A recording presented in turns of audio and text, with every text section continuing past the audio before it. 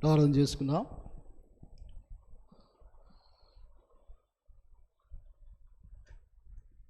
ప్రేమగల పరిశుద్ధమైన తండ్రి, జీవముల దేవా, నీ పాదాలకు వందనములు స్తోత్రములు చెల్లించుకుంటూ ఉన్నాం. రాత్రి సమయంలో నీ పాసలను చర్యను చూస్తూ ఉన్నాం. ఉదయకాలంతా కాపాడి నీ సాయంకాలం రాత్రి సమయంలో నీ పాసన్నిధికి వచ్చి నీ చూస్తూ ఉన్నాం. దేవా, అయోగ్యులము బలహీనము ప్రేమించి రక్షించి మా కోసమే నీ యొక్క శిలువ త్యాగం వలన, నీ యొక్క మరణ స్థాపన వలన మాకు విడుదల, నీ రక్తం వలన విమోచించి విడుదల చేసి నీ ప్రజలుగా అమలు చేసుకునేందుకే వందనాలు. ఇక తండ్రి ప్రార్థన కొడుకు కోసమే చూస్తున్నాం, బైబిల్ స్టడీ కోసమే కూడి వచ్చినాం. నుండి సహాయించండి. పాటల ద్వారా నువ్వే నాతో మాతో మాట్లాడండి. పాడడానికి చక్కగా మాకు సహాయించండి ప్రభువా. నీ యొక్క నామనికి మహిమకరంగా పాడడానికి సహాయం చేయండి, కృప చూపించండి. అలాగే నీ వాక్యం ద్వారా నాతో మాతో మాట్లాడండి, నీ స్వరాన్ని వినిపించండి. నువ్వెంతైనా నమ్మదగిన దేవుడు ప్రభువా. బలహీనులము నువ్వే బలపరిచే దేవుడు తండ్రి, సహాయం చేయండి. నువ్వే ఆత్మబోధకుడు ఉండి మాకు నేర్పిస్తున్నామని ప్రార్థన చేస్తూ ఉన్నాం ప్రభా. అలాగనే ప్రభా నిలవే దాసులందరినీ ప్రభా నీ యొక్క బైబిల్ స్టడీలో దాసులందరినీ వాడుకుంటున్నామని ప్రార్థన చేస్తున్నాం. నిన్నందుల ఆత్మ ద్వారా అభిషేకించి వాడుకుంటారండి, నిలబెట్టండి, శక్తిని దయచేయండి. సంఘాలకు క్షేమము ప్రభా, నిరీక్షణ విశ్వాసంలో ఎలా నడుచుకోవాలో నువ్వే నేర్పించండి, సహాయం చేయండి. ఇక్కడ నీ సన్నిధి ఉంచండి ప్రభా. ఈ వారం యొక్క ఆవరణం అంతా నీ రక్తాన్ని ప్రోక్షించుకుంటూ వస్తున్నాం. పవిత్రపరచండి, పరిశుద్ధపరచండి. అంధకార శక్తిని దురాత్మ సమూహములు యేసుక్రీస్తు నామములనే బంధిస్తూ ఉన్నాం. నీ నామములనే ప్రభా నూతన పరిచే నీ యొక్క ఆత్మ సంచారము, నీ సన్నిధి మాకు తోడుగా ఉండమని ప్రార్థన చేస్తూ ఉన్నాం. దేవా, వచ్చిన వారికే వందనాలు. ఇంకా రావాల్సిన నీ ప్రజలు రావాలి, త్వరపెట్టి నడిపించండి. చీకటి శక్తులు, అంధకార శక్తులు ఎవరైతే ఉన్నారో వారిని విడిపించండి. ఎవరైతే అనారోగ్యం ఉన్నారో వారిని ముట్టండి, స్వస్థపరచండి.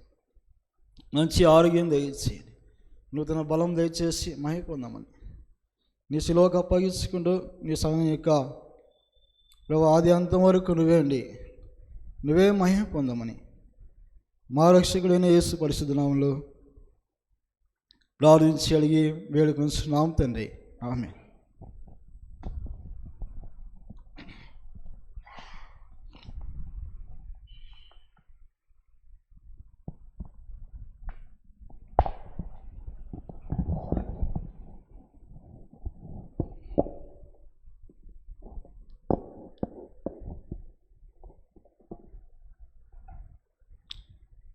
సుధాకర్,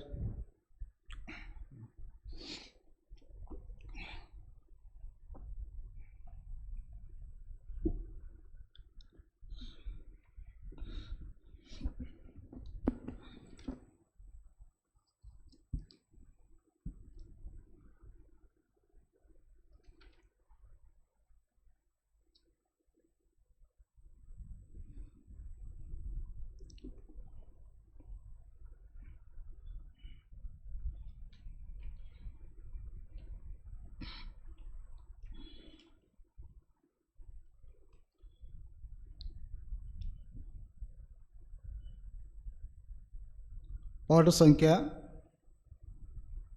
సీను గీతములలో 168 కొత్త పుస్తకంలో, 166 పాత పుస్తకంలో ఉంటుంది. పాట సంఖ్య 168, 166.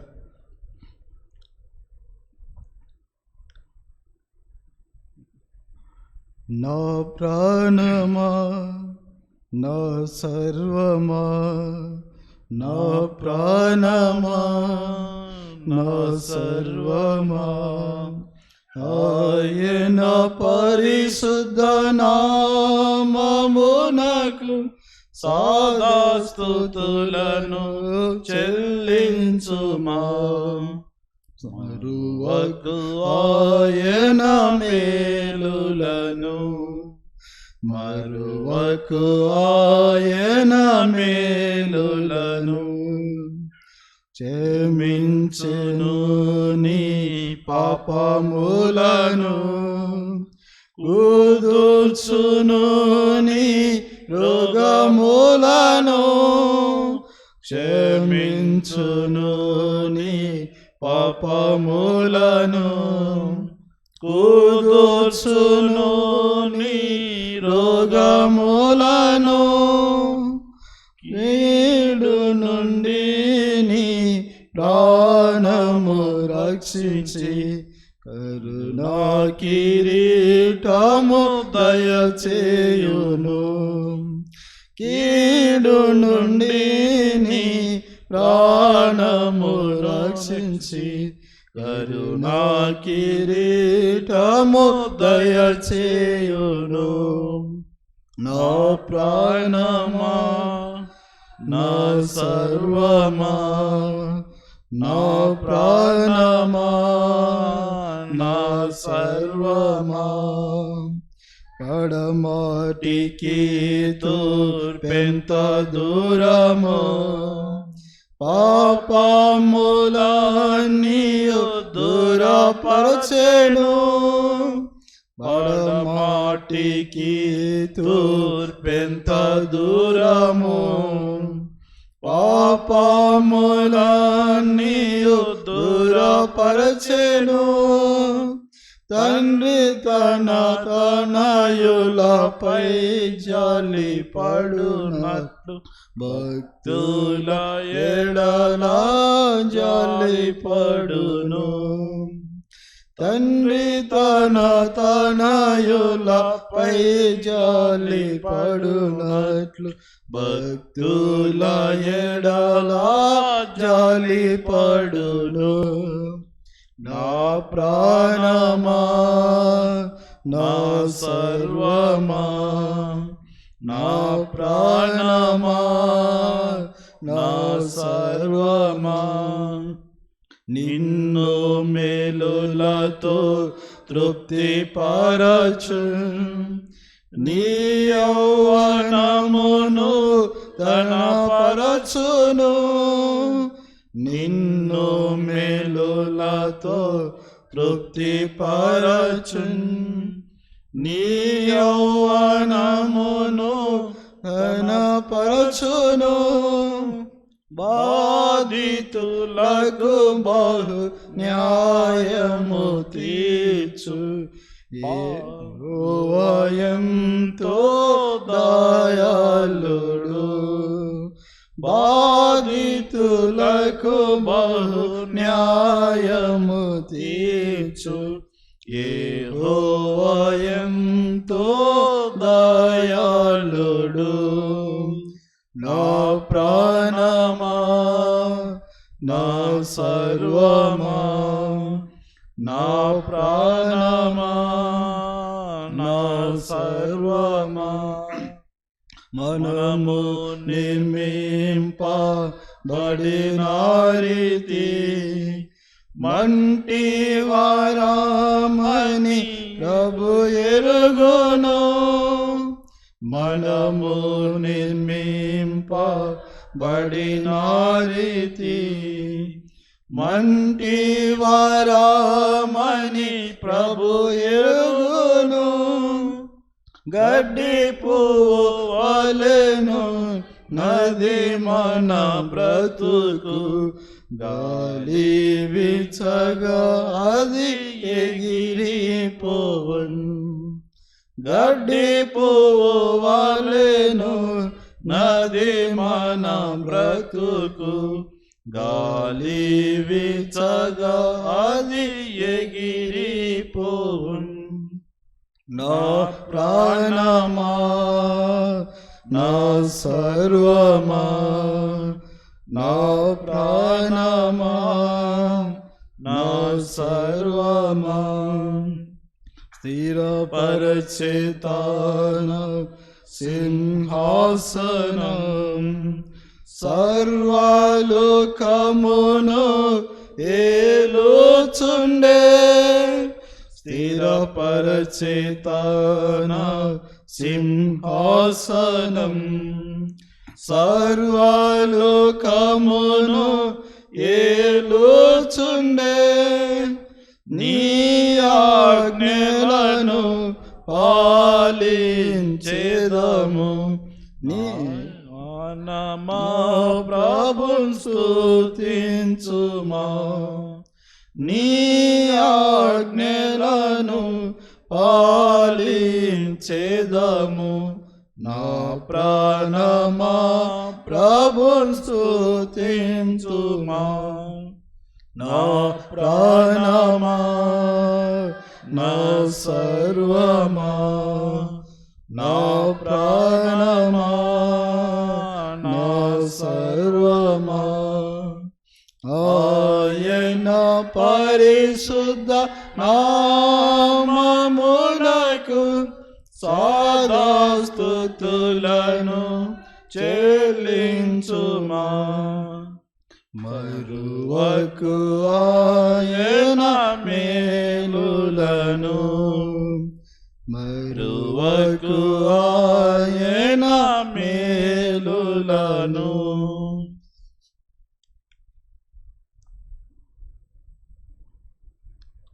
పాట సంఖ్య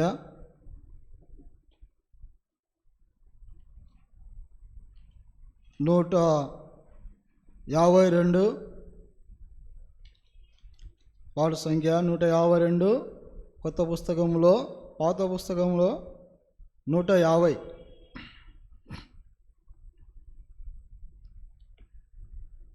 నీ చల్లరు వృక్షపు నీడలలో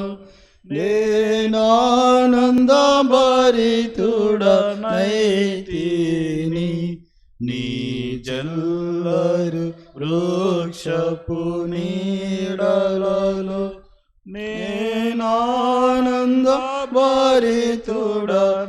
నేనానందభరితుడనైతిని బలురాకసి వృక్షపు గాయములు బలురాకసి వృక్షపు గాయములు ప్రేమాస్తములతో తాకు ప్రభు ప్రేమాస్తములతో తాకు ప్రభు నీ జల్లరు వృక్షపు నీడలలో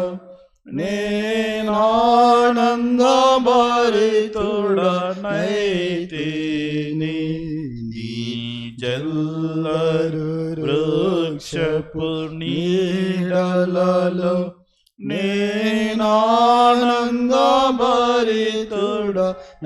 నేనానందభరితుడనైతిని నా హృదయపు వాకిలి తీయమని పలు దినములు మంచులు నిలచితివి నా హృదయపు వాకిలి తీయమని పలు దినములు మంచులు నిలచితివి నీ శిరము వానకు తలసినను నీ శిరము వానకు తలసినను నన్ను రక్షించుటకు వేచితివి నన్ను రక్షించుటకు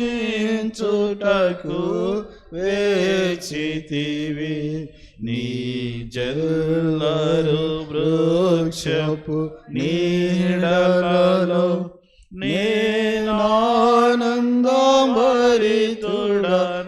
నేనానందభరితుడనైతిని నీ జల్లరు వృక్షపు నీడలలో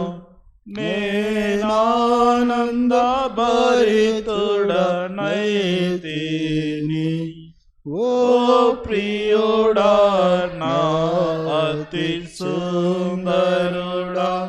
ధవళవర్ణుడనా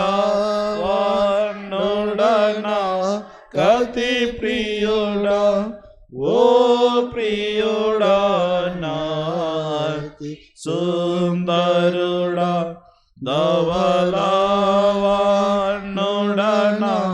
కతి ప్రియుడా, వ్యసనాక్రాంతుడుగా మార్చబడి, వ్యసనాక్రాంతుడుగా మార్చబడి, నీ సొగసును నాకు నొసగితివి, నీ సొగసును నాకు నొసగితివి.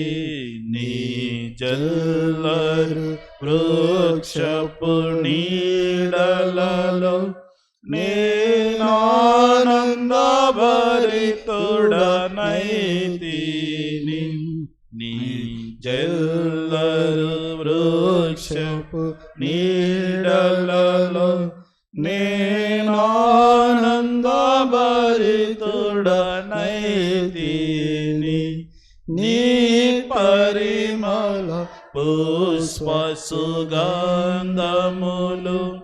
నారోత హృదయమును నింపినవి, నీ పరిమళ పుష్ప సుగంధములు నారోత హృదయమును నింపినవి. ద్రాక్షారసధారల కనమరి, ద్రాక్షారసధారల కనమరి, నీ ప్రేమే ఎంతో అతి మధురం, నీ ప్రేమే ఎంతో అతి మధురం. నీ జల్లరు వృక్షపు నీడలలో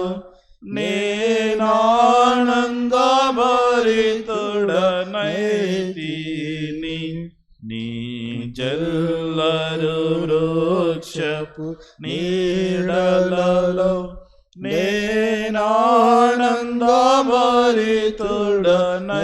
నేనానందభరితుడనైతిని.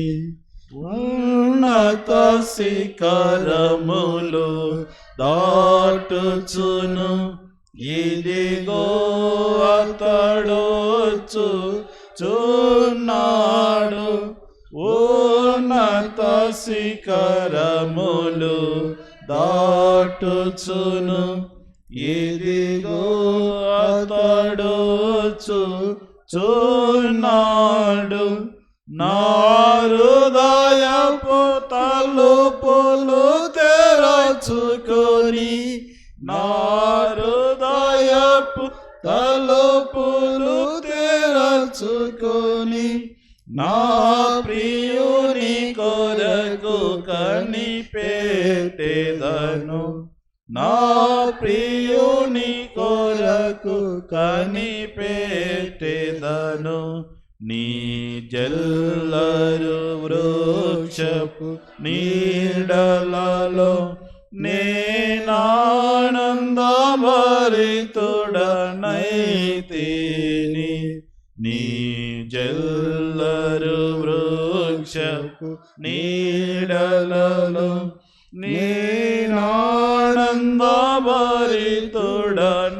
నేనానందభరితుడనైతిని. నీ విందు శాలకు నడిపించి, రాజులు యాజకులతో నేర్చితివి, నీ విందు శాలకు నడిపించి, రాజులు యాజకులతో చేర్చితివి. జీవాహారమునా కాందించి, జీవాహారమునా కాందించి, పరమగీతములను నేర్పితివి, పరమగీతములను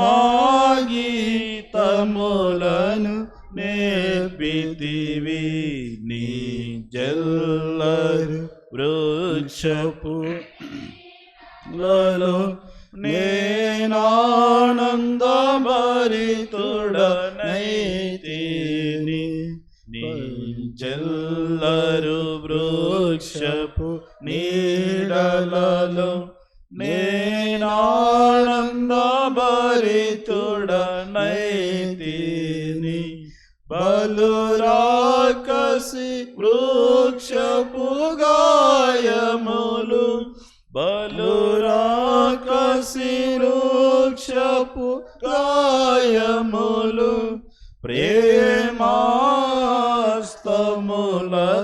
తాకు ప్రభు ప్రేమాస్తములతో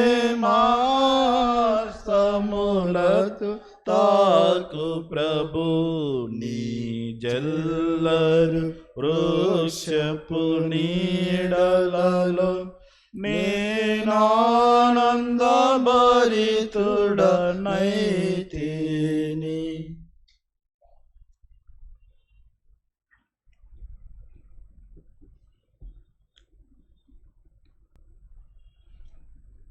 పాఠ సంఖ్య 233 కొత్త పుస్తకంలో, 231 పాత పుస్తకంలో.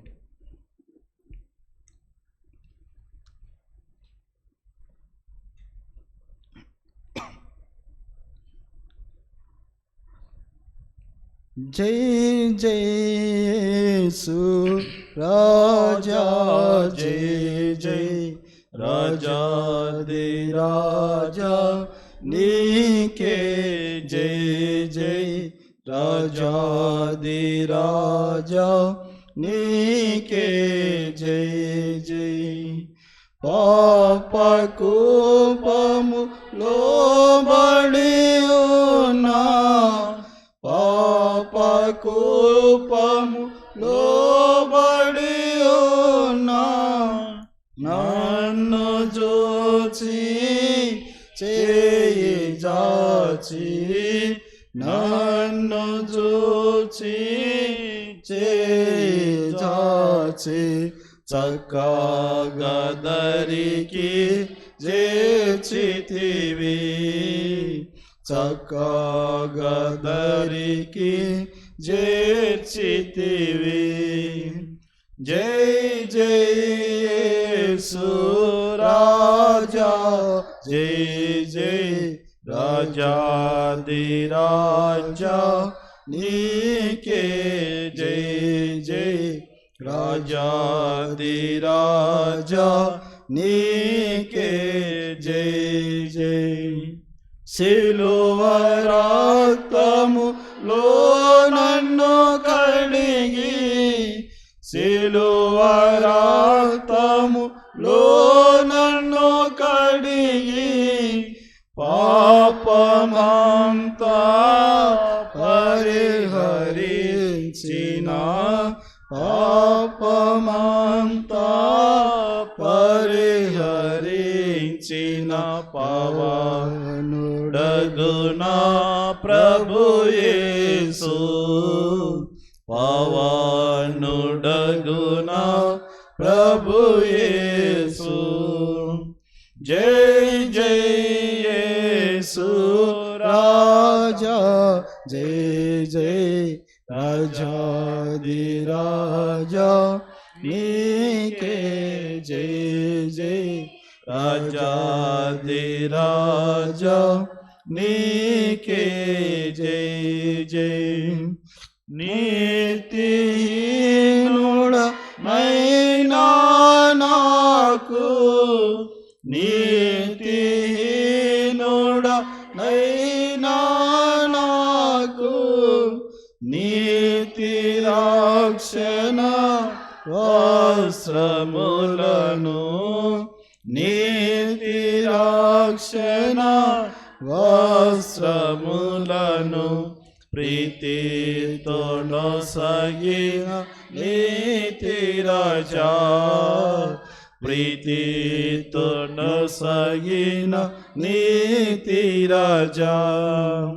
జై జై యేసు రాజా జయ జయ రాజాది రాజా నీకే జయ జయ రాజాది రాజా నీకే జయ జయ మాంటి పురుగు నైనా నాను మాంటి పురుగు నైనా నాను మాంటి నుండి మీట చేసిన మాంటి నుండి మీట చేసిన మహాప్రభుండ నీకే జయ జయ మహాప్రభుండ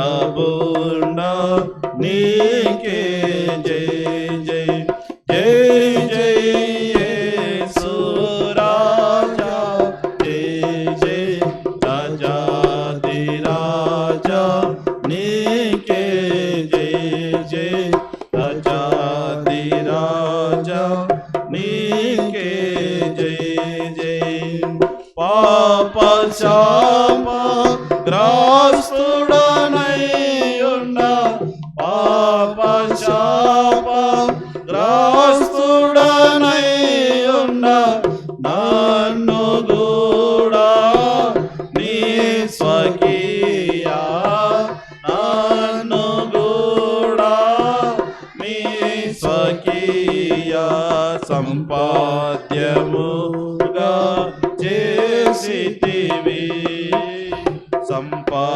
సంపాద్యముగా చేసితివి జయ జయ యేసు రాజా జయ జయ రాజాది రాజా నీకే జయ జయ రాజాది రాజా నీకే జయ జయ రాజులైనా యాజక గుంపులు రాజులైనా యాజక గుంపులు నన్ను కూడా నీ సొత్తైనా నన్ను కూడా నీ సొత్తైనా పరిశుద్ధ జనములు చేర్చితివి పరిశుద్ధ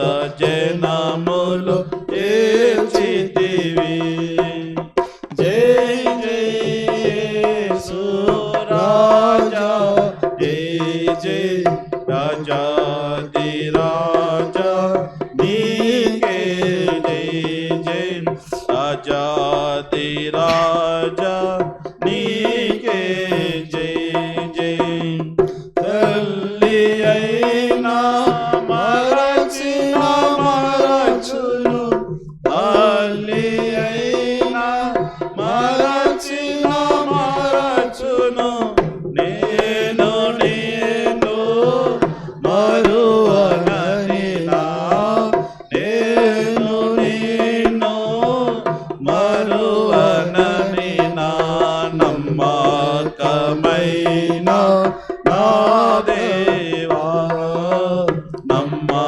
నమ్మకమైన నా ప్రభువా జయ జయ యేసు రాజా జయ జయ రాజాది రాజా నీకే జయ జయ రాజాది రాజా నీకే జయ జయ అధిక స్తోత్రారుడవైనా అధిక స్తోత్రారుడవైనా ఆది అంతము లేని దేవా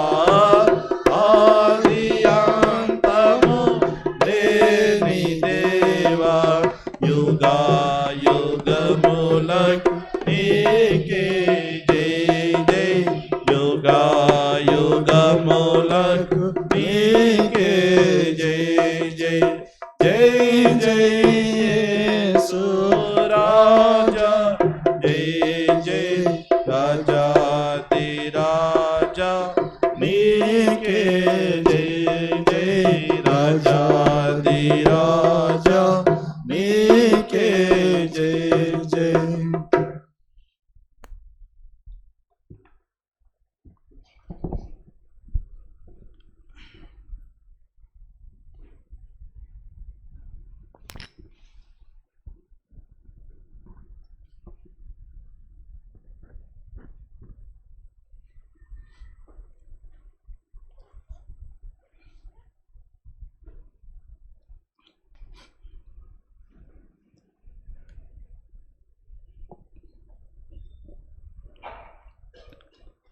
యోహాను సువార్త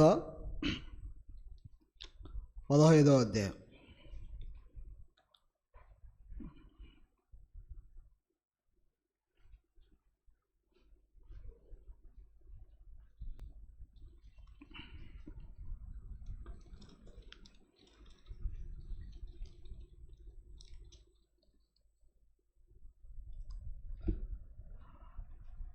యోహాను సువార్త 15వ అధ్యాయము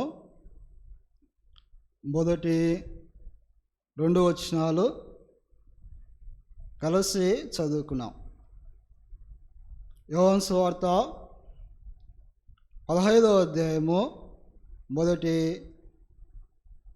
2 వచనాలు కలిసి చదువుకున్నాం. నేను నిజమైన ద్రాక్షవల్లిని, నా తండ్రి వ్యవసాయకుడు. నాలో ఫలింపని ప్రతి తీగను ఆయన తీసి పారవేయను, ఫలించు ప్రతి తీగను మరి ఎక్కువగా ఫలింపవలని దానిలోని పనికిరాని తీగలను తీసివేయను. రండి ప్రార్థన చేసుకుందాం.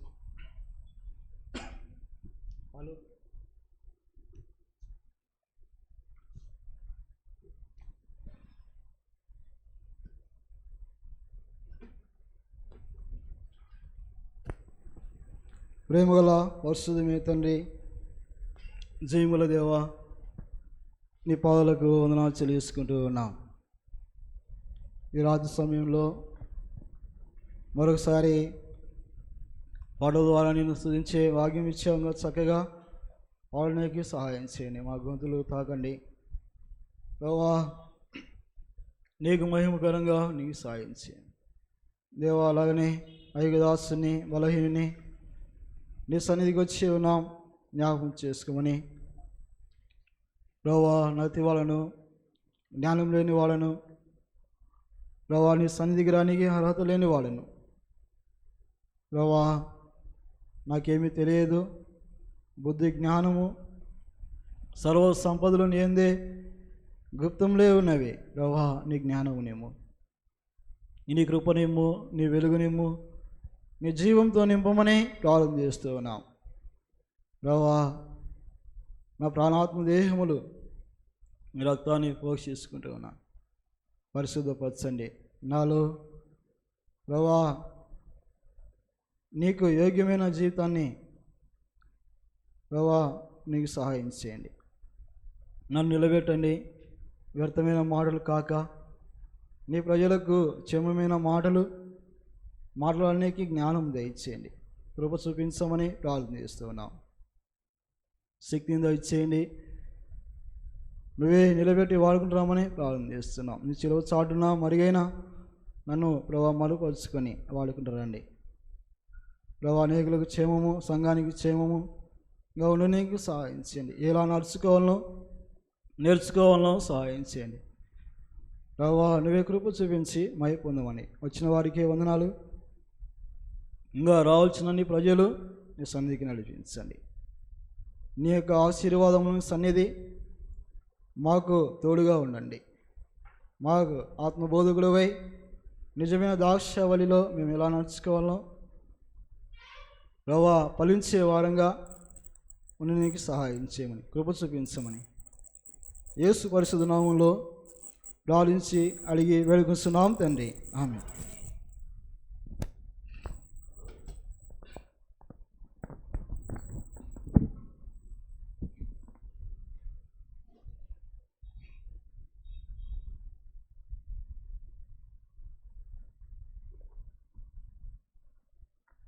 యోహాను సువార్త 15వ అధ్యాయం మొదటి 2 వచనాలు చదవండి.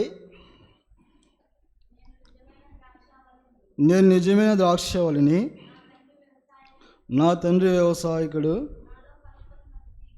నాలో ఫలింపని ప్రతి తీగెను ఆయన తీసి పారవేయును. మరి ఎక్కువగా ఫలింపవలెనని దానిలోని పనికిరాలని తీగలను తీసివేయను. కాబట్టి నిజమైన ద్రాక్షవల్లి అయిన ప్రభువైన యేసుక్రీస్తు వారు తండ్రి ఎలాంటివా అంటే వ్యవసాయకుడు. మా పరలోక తండ్రి వ్యవసాయకుడుగా మనకు కనబడుతూ ఉన్నాడు. నేను నిజమైన ద్రాక్షవల్లిని, మరి తీగలు మీరు. కాబట్టి 3 సంగతులు మనకు దేవుడు చెప్తున్నాడు. నేను నిజమైన ద్రాక్షవల్లిని, నా తండ్రి వ్యవసాయకుడు, తీగలు మీరు. తీగలో ఫలించే యొక్క ద్రాక్షవల్లి తీగ అంటుకుంటే కట్టుకొని జీవిస్తే అది ఫలిస్తుంది. కాబట్టి అది తీసివేస్తే అది ఫలించదు. ఏ చెట్టుకైనా అది అంటుకట్టుబడి ఉంటే అది ఫలిస్తూ ఉన్నది. కాబట్టి రండి, ఆదికాండము 2వ అధ్యాయం. ఆదికాండము 2వ అధ్యాయం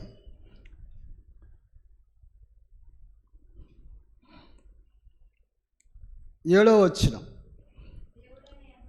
దేవుడైన యెహోవా నేల మట్టితో నరుణ్ణి నిర్మించి వాని నాసికాంధ్రములలో జీవవాయువును ఊదగా నరుడు జీవాత్మ ఆయను.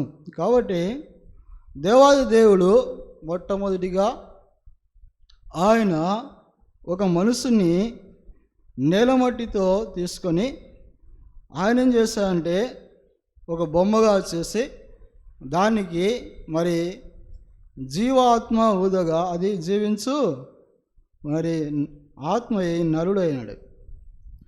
కాబట్టి ఇలాంటి మనుషుడు దేవుని చేత మరి సృజించిన మనుషుడు, ఏర్పరచబడిన మనుషుడు.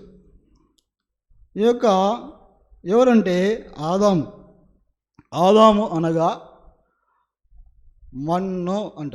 కాబట్టి ఆదాము అనగా మన్ను. కాబట్టి నేల నుండి తీసబడిన వాడు కాబట్టి ఆదాము అనే పేరుకు మన్ను. కాబట్టి ఎలాగా అంటే నేల నుండి తీయబడినవాడు. రండి,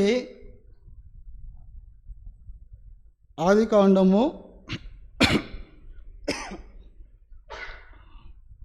3వ అధ్యాయము 19వ వచనం.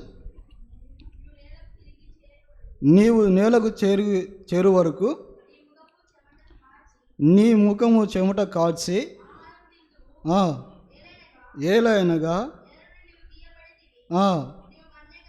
నీవు మన్నే గనుక తిరిగి మన్నైపోదువని. కాబట్టి మనుషుడు ఎక్కడి నుంచి తీయబడినా అంటే నేల నుండి తీయబడినవాడుగా ఉన్నాడు. అయితే దేవుని యొక్క జీవాత్మ ఊదగా జీవించు ప్రాణి అయినాడు. ఆ యొక్క దేవుని యొక్క మాట విననివాడిగా ఉన్నప్పుడు మరి పోయిన భవిష్యత్తులో చూసుకున్నాం, తను ఎన్నో కోల్పోయాడు.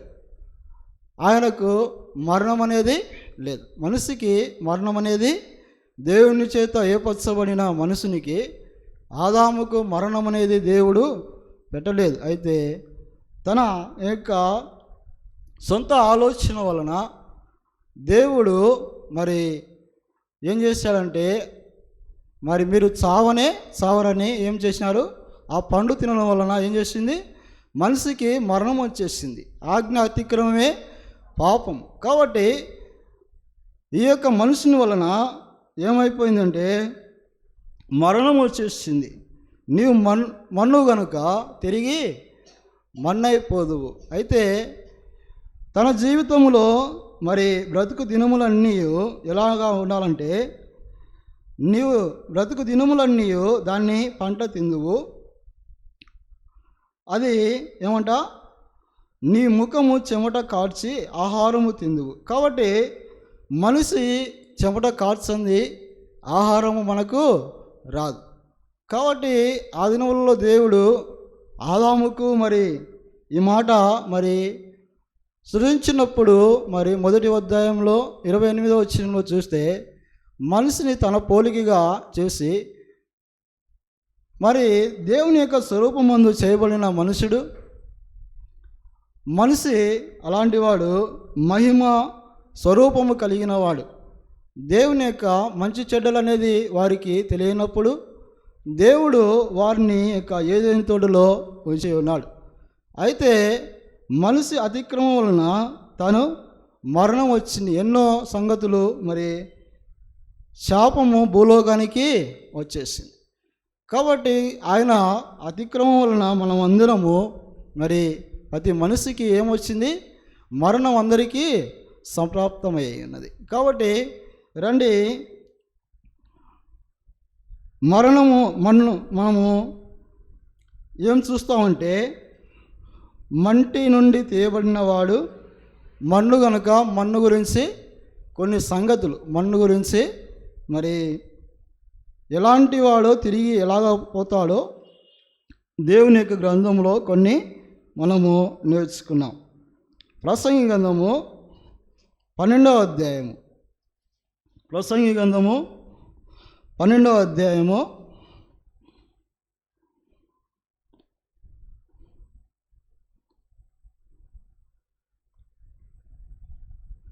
12వ అధ్యాయము 7వ వచనం చదవండి. మన్నైనది వెనుకట వలనే మరలా భూమికి చేరును. మన్నైనది వెనుకటి వలనే మరలా భూమికి చేరును. కాబట్టి ఆత్మ దేవుడు చేసినది కాబట్టి దేవుని దగ్గరికి అది మరలా పోవును. కాబట్టి దేవుని చేసిన ఆత్మ దేవుని యొద్దకు పోవును అని చెప్పబడుతున్నాడు. మన్నైనది ఎక్కడ పోతుంది? తిరిగి మరి నేలకే అది కలిసిపోతున్నది.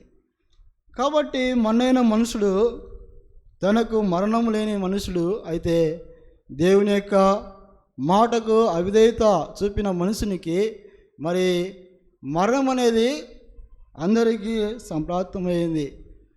కాబట్టి ఈ మన్ను మరి ఎలాగా దేవుణ్ణి మరి చూద్దాం. కొన్ని సంగతులు.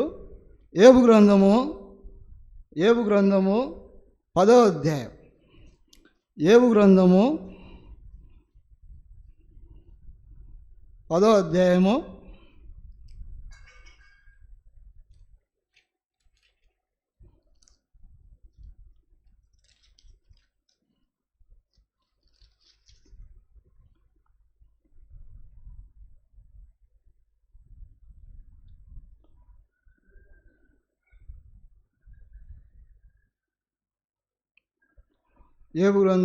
10వ అధ్యాయము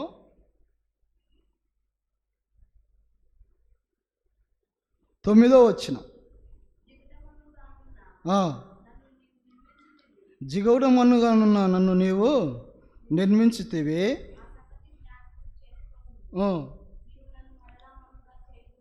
కాబట్టి ఏవు అంటున్నాడు, జిగటగా మన్నుగా నున్న నీవు నన్ను నిర్మించితివి, ఆ సంగతి జ్ఞాపకం చేసుకొనిచున్నాము, నీవు నన్ను మరలా మన్నుగా చేయదు. కాబట్టి మన భక్తులు మరి ఏవో దైవజనుడు మరి తన జీవితంలో గ్రహించినది ఏమంటే, ఎన్నో మరి కష్టదినములు ఉన్నప్పుడు దేవుణ్ణి జ్ఞాపకం చేసుకొని, నేను జిగటమన్నను కనుక తిరిగి ఏమైపోతాడట, తన జీవితం గురించి ఒక దినాన నేను మన్నైపోతాను. కాబట్టి ఈ లోకంలో మంటిగా ఉన్న మనుషులను మనము ఏదేదో చేయాలని మన జీవితంలో ఎన్నో ఊహలు కలిగి ఉంటాం. అయితే తన జీవితం గురించి ఒకసారి ఆలోచన చేసినప్పుడు ఏబు మరి ఏమంటున్నాడు, ఆయన చేసిన పనిని గురించి మరి జిగటమన్నుగా నున్న నన్ను నీవు నిర్మించితివి. కాబట్టి ఎలా తన జీవితంలో మరి మనుషుడు ఎలా జన్మిస్తాడు? మామూలుగా తల్లి గర్భంలో నుండి మనం జన్మింపబడతాం. అయితే ఏమంటున్నాడు? జిగటమన్నుగా ఉన్న నన్ను నీవు నిర్మించితివి. తన జీవితాన్ని జ్ఞాపం చేసుకుంటూ ఉన్నాడు. ఇలాగా నేను మన్నును గనుక తిరిగి మన్నైపోతాను. కాబట్టి మన జీవితంలో ఈ లోకంలో తిరిగి ప్రతి మనుష్యుడు తిరిగి మన్నైపోతారు. అయితే దేవుడు అంటున్నాడు, మరి ఇంకో సంగతి చూద్దాం రండి. కీర్తన గ్రంథము 103వ అధ్యాయం. కీర్తనలు గ్రంథము 103వ అధ్యాయము 14వ వచనం. మనము నిర్మింపబడిన రీతికి ఆయనకు తెలిసే ఉన్నది, మనం మంటివారమని ఆయనకు మనల్ని ఏం చేస్తున్నాడు? జ్ఞాపం చేసుకుంటున్నాడు. కాబట్టి మనం మంటివారమని దేవుడు ఏం చేస్తున్నాడు? దేవుడుగానే అరే నేను వారిని ఎలా చేసినానో, ఒక మట్టిగా ఉన్న వారిని, జిగట మట్టిగా ఉన్న వారిని నేను వారిని కలగజేసి వానికి మరి కళ్ళు, మరి చేతులు, కాళ్ళు, మరి ప్రతి అవయవములు నేను నిర్మించినాను. కాబట్టి వానికి నేనే నా యొక్క ఆత్మను, జీవ ఆత్మను ఇచ్చినాను అని దేవుడు ఏం చేస్తున్నా అంటే మన గురించి జ్ఞాపకం చేసుకొనొచ్చు అన్నాడు. కాబట్టి మనల్ని ఎవరు జ్ఞాపకం చేసుకుంటారు ఈ లోకంలో? మనకు తెలిసిన వారు కానీ, మన తల్లిదండ్రులు కానీ, మరి బంధువులు కానీ ఎప్పుడో ఒకసారి మనలో కొన్ని మరి ఆలోచన వచ్చినప్పుడు పలానాని జ్ఞాపకం చేసుకుని ఉంటాం. మరి రోజు జ్ఞాపకం చేసుకోలేము కదా. అయితే దేవుడు ఏమంటున్నాడంటే, మరొకసారి చదవండి. మనము నిర్మింపబడిన రీతి ఆయనకు తెలిసే ఉన్నది, మనం మంటివారమని ఆయన జ్ఞాపకం చేసుకుంటున్నాడు. కాబట్టి మనం నిర్మింపబడిన రీతి ఎవరు చెప్తున్నారంటే దావీదు తన జీవితంలో చెప్తూ ఉన్నాడు. దేవుని యొక్క మనము మంటివారము. దేవుడు జ్ఞాపకం చేసుకుంటున్నాడని దావీదుకు ఎలా తెలిసింది? మనుషునికి ఎలా తెలుస్తూ ఉంది? దేవుని యొక్క ఆత్మ మరి మనుషుల్లో పెట్టినాడు కాబట్టి దేవుణ్ణి తను ఏం చేస్తున్నాడు? జ్ఞాపకం చేసుకుంటున్నాడు. దావీదు కానీ, ప్రభువా నేను కానీ మంటినే, కాబట్టి నేను కానీ మంటి నుండి తీయబడినవాడినే, వదిన నేను కానీ చనిపోతాను, తిరిగి ఎలాగంటే మన్నైపోదును, నా ఆత్మ మరి దేవుని యొద్ద చేరును. కాబట్టి జ్ఞాపకం చేసుకున్నామా మన జీవితంలో, అనుదిన జీవితంలో? దేవా నేను కానీ మంటి మానవుణ్ణి, మరి ఒక దినాన నేను కానీ నీ యొద్ద చేరాలి. నా జీవితము నేను పరిశీలించుకోవాలి. మన జీవితంలో ఎలాగా మనము నిర్మింపబడినాం ఒకసారి ఆలోచన చేస్తే, మరి మనకున్న అవయవాలు ఎంతో విలువైనవి, దేవుడు మనకు అవి ఇచ్చినాడు. కాబట్టి ఒక్కటైనా దాన్ని పోగొట్టుకుంటే ఎంతో బాధపడతాం. మరి కాలికి దెబ్బ తగిలిందనుకో ఎంతో బాధపడతాం, చేతికి దెబ్బ తగిలిందనుకో, ఇరిగిపోయిందనుకో, మరి ఏమీ పని చేసుకోలేం. కాబట్టి దేవుడు ఎంత నిర్మాణకుడో, అవయవాలు ఒక్కటైనా నరము పనిచేయకపోతే ఎంతో విలవిలలాడి పోతాం. కాబట్టి నడుములు కానీ, కీళ్ళ నొప్పులు కానీ, మరి ఏ అవయవమైన పని చేయకపోతే, అవి పని చేయకపోతే ఏమేం చేస్తాం? దానితో మాట్లాడతామా దానితో? ఏమి నువ్వు పని చేయలేదని అవి చెప్పినా ఏం చేయలేవు. కాబట్టి దేవుడు మనల్ని సృజించిన రీతి చూస్తే ఎంతో గొప్పది. అవి ఎంతో మనకు లక్షలు అవుతాం, మనం కోట్లు. మన జీవితాన్ని ఒకసారి లెక్క చేస్తే, మరి గుండె కావాలంటే హాస్పిటల్కి పోతే ఎంత కావాలా? మరి ₹1 2 కోట్లు కావాలా కదా. మన గుండె లోపల చెడిపోయిందనుకో, గుండె ఎంతో కావాలా డబ్బులు. అయితే దేవుని యొక్క గొప్పతనం ఎంతో గొప్పది. కాబట్టి మనము నిర్మించబడిన రీతిని చూస్తే ఆయన మట్టి వారం అని మనల్ని జ్ఞాపం చేసుకొనొచ్చు అన్నాడు. దేవుని యొక్క ఆయన చేశాడు కాబట్టి ఆయన మనల్ని దినదినము జ్ఞాపం చేసుకుంటూ ఉన్నాడు. రండి, యెషయా గ్రంథము 38వ అధ్యాయం. యెషయా గ్రంథము 38వ అధ్యాయం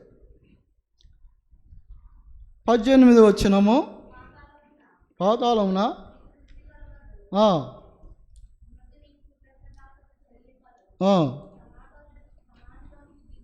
సమాధిలోనికి దిగువారు, కాబట్టి సమాధిలోనికి దిగువారు నీ సత్యమును ఆశ్రయించరు. కీర్తన గ్రంథము 30వ అధ్యాయము 9వ వచనం. కీర్తన గ్రంథము 30వ అధ్యాయము 9వ వచనం చదవండి. ప్రభువా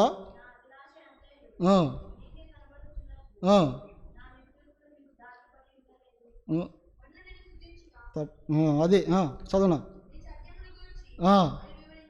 కాబట్టి మన్ను నిన్ను స్తుతించునా, అది నీ సత్యముల గురించి అది వివరించునా. కాబట్టి తిరిగి చనిపోతాం, మట్టిలో మట్టి అయిపోతుంది.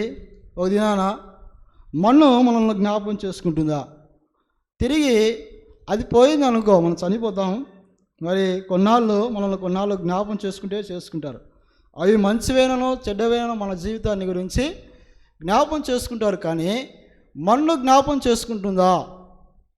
తిరిగి తన జీవితాన్ని దేవుని చేత సృజించబడిన మనుషుణ్ణి, ఈ యొక్క మంటి మానవుణ్ణి మన్ను నీ యొక్క శరీరము, నీ యొక్క మరి ఎముకలు అన్నీ జ్ఞాపకం చేసుకుంటున్నాయా చనిపోతే?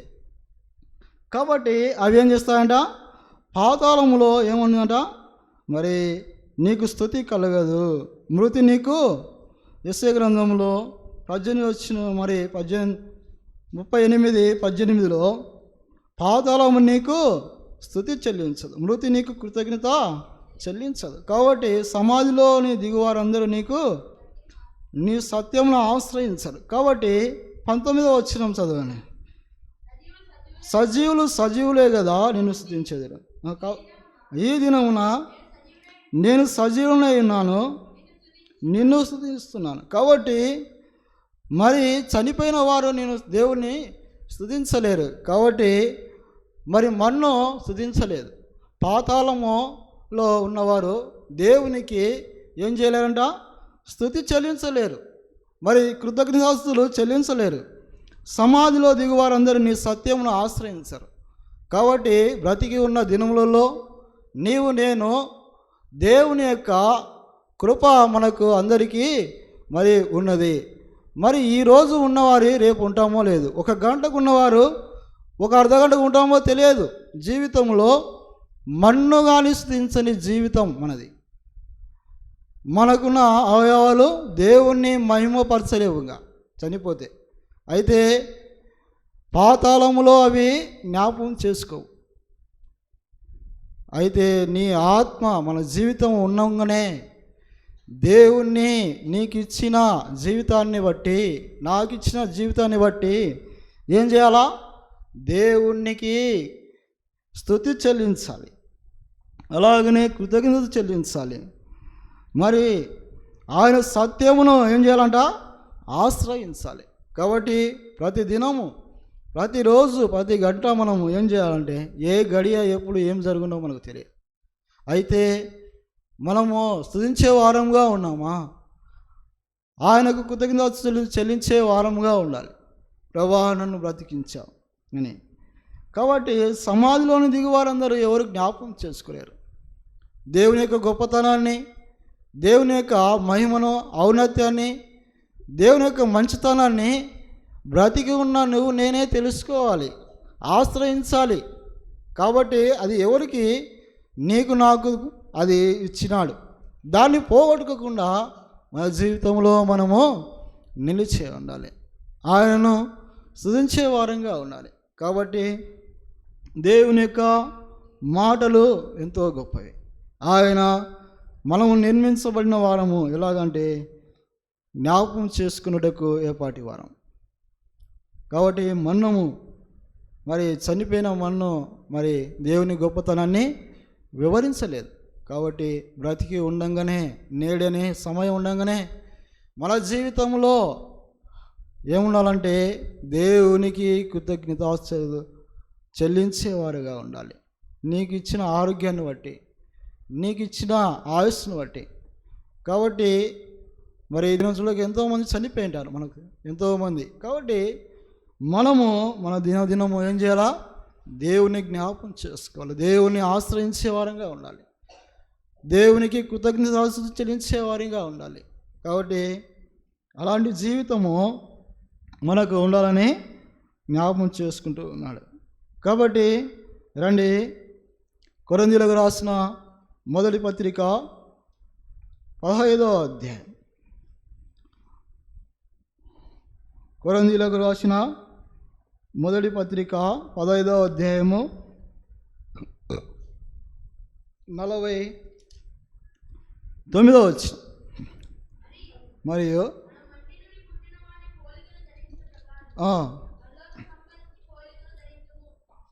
మరోసారి చదువు. మరియు ధరించిన ప్రకారము పరలోక సంబంధ పోలికయు ధరించుకుందాము. కాబట్టి మనం ఎలాంటి వారం అంటే మంటి నుండి పుట్టిన వారిని పోలిక ధరించుకొని ఉన్నాం. కాబట్టి మనము మంటి వారము అని ఆయన జ్ఞాపకం చేసుకున్నాడు. మనల్ని మంటి నుండి ఆయన తీసిన వాడుగా ఉన్నాడు. కాబట్టి మనం ఎలాంటి వారం అంటే మంటి నుండి పుట్టిన వారము జ్ఞాపకం చేసుకొని మరి రండి, ఫిలిప్పీయులకు రాసిన పత్రిక 2వ అధ్యాయం 6-7 వచనాలు.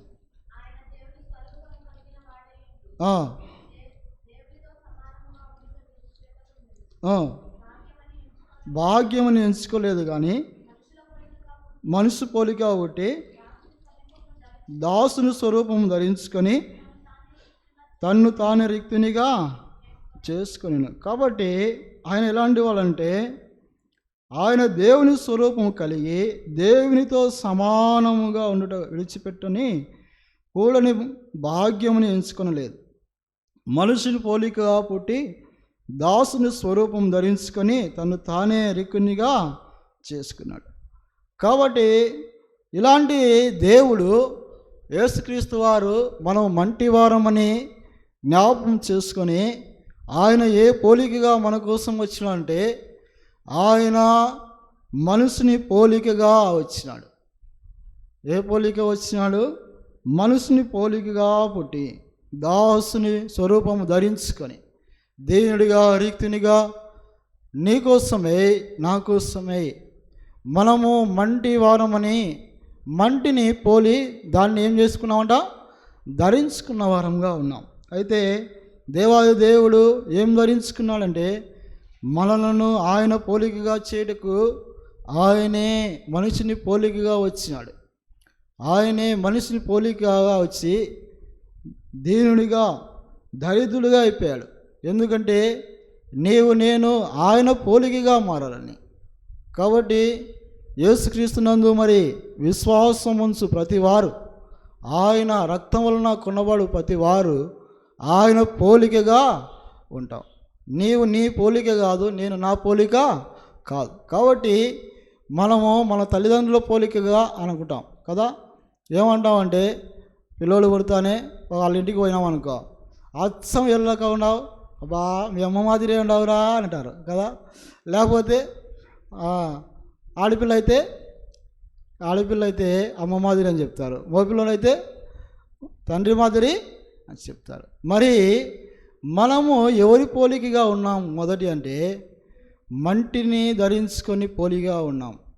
అయితే లోకంలో ఉన్న ప్రతి మనుష్యుడు, యేసుక్రీస్తునందు విశ్వాసం ఉంచని ప్రతి మనుష్యుడు ఏమి ధరించుకొని ఉన్నాడంటే మంటి వస్త్రములు తన జీవితంలో ధరించుకున్నవాడుగా ఉన్నాడు. అయితే దేవుని యొక్క దేవాది దేవుడు ఆయన ఏంటంటే పరలోకమును విడిచిపెట్టని, మరొకసారి చదవండి, మరొకసారి చదివి ఫిలిప్పీయులకు రాసిన పత్రిక. దేవుని స్వరూపము కలిగిన వాడే ఉండి దేవునితో సమానముగా ఉండుట భాగ్యమని ఎంచుకొనలేదు కానీ మనుషుని పోలికగా పుట్టి తను తానే రిక్తునిగా చేసుకొని ఆయన ఆకారమందు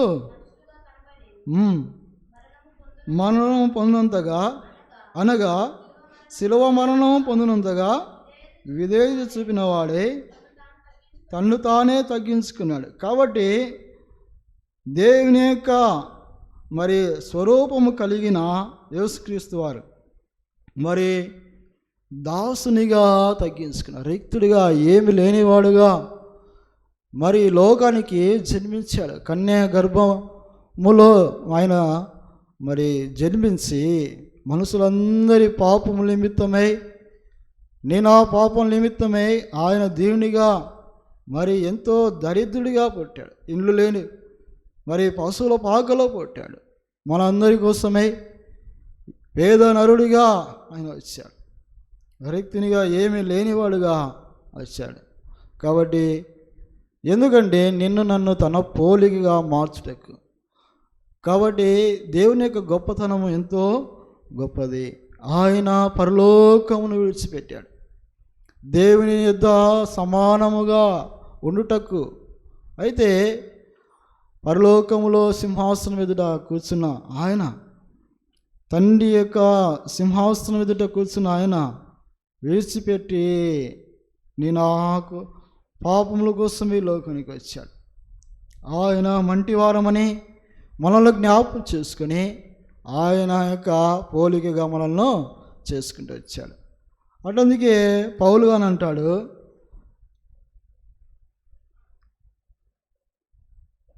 మొదటి కొరింథీయులకు రాసిన పత్రిక 11వ అధ్యాయము 1వ వచనం, నేను క్రీస్తును పోలి నడుచుకున్న ప్రకారము మీరు నన్ను పోలి నడుచుకునుడి. కాబట్టి మన యొక్క దైవజనుడైన మరి అపోస్తలుడైన పౌలు, నేను క్రీస్తును పోలి నడుచుకున్న ప్రకారం మీరు నన్ను పోలి నడుచుకునుడి. కాబట్టి మనం కానీ మరి మన యొక్క పితరులను పోలి దేవుని యొక్క వారి జీవితంను మరి చూసుకొని నడుచుకోవాలి. ఎవరినో చూసి కాదు. మన తల్లిదండ్రులు ఎలాంటి కొందరు తాగుబోతులుగా జీవించి వారి జీవితాన్ని ముగించారు. వారి నడవడిక కాదు, ఇరుగు పొరుగు వారి నడవడిక కాదు, కానీ దేవుని యొక్క మరి దైవదాసులను, దైవజనులను జ్ఞాపకం చేసుకొని మన జీవితము ఆత్మీయ నడక ఎలా నడుచుకోవాలంటే క్రీస్తును పోలి నడుచుకోవాలి. మనము ఎవరితో నడుస్తూ ఉన్నాం? అటువంటికే పాట ఉంది, నేను యేసుని వెలుగులో నడిచేదాం. కాబట్టి కాంతిలో ఉండగా నేను జయంగా అంటున్నాను. వెలుగు ఉండగానే మనకు జయము, దేవుని యొక్క కృప ఉండగానే మనకు నిత్య మరి ఆ వెలుగులో నడిస్తే ఎంతో గొప్ప భాగ్యం మనకు ఇచ్చాడు. ఆయన పరలోకమును విడిచిపెట్టని కూడని గొప్ప భాగ్యం అని ఎంచుకోలేదు. కాబట్టి నేను వారి కోసం పోతాను. తండ్రి యొక్క ప్రేమ, తండ్రి యొక్క చిత్తమును నెరవేర్చిన వాడుగా ఉన్నాడు. కాబట్టి అలాగనే దేవుని యొక్క ప్రేమ ఎంతో గొప్పది. అయితే రండి, 2 కొరింథీయులకు రాసిన పత్రిక 2 కొరింథీయులకు రాసిన పత్రిక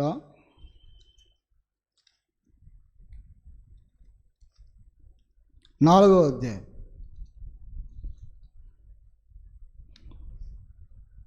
7వ వచనం.